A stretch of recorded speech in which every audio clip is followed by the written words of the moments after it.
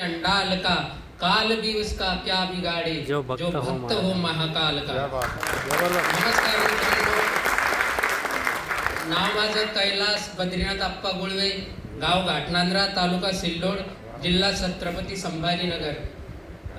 2018 मध्ये सुस्ते सर आणि आम्ही सेंद्रिय शेती आणि गीर गाय याची ट्रेनिंग घेण्यासाठी सिल्लोडला गेलो होतो. त्याच्यात आमचे विचार जुळले आणि तितकी मैत्री झाली. ट्रेनिंग संपली, विषय संपला. पण मग मागच्या वर्षी मला सुस्ते सरांचा एक कॉल येतो की बुवा एक ऑपॉर्च्युनिटी आहे आणि तुम्ही या म्हणे, चांगला का प्रोग्राम आहे. म्हटलं सर ठीक आहे, येईन मी.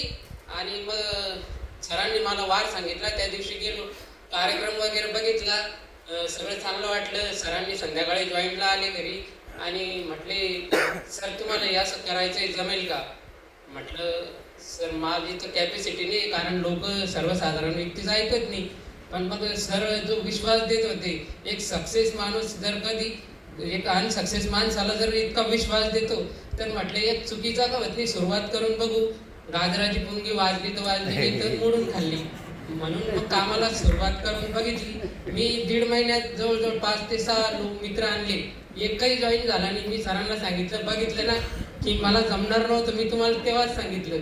पण सर म्हणजे तुम्ही एक काम करा, आता कुणाला आणू नका, फक्त ट्रेनिंग मीटिंग GTS एवढंच करा. म्हटलं मग सोबत सर ते करायला लागलो. मी करता करता करता करता माझ्या लक्षात येऊन गेलं की सरांनी मला माय लाईफचं विराट रूप दाखवून दिलं.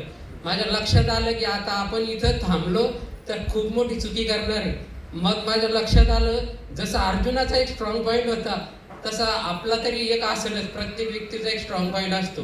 आणि माझा सेंद्रिय शेती आवड असल्यामुळे इंडिया ॲग्रोच्या प्रोडक्टचा विचार केला आणि मग थँक्स म्हटलं त्या प्रोडक्टला.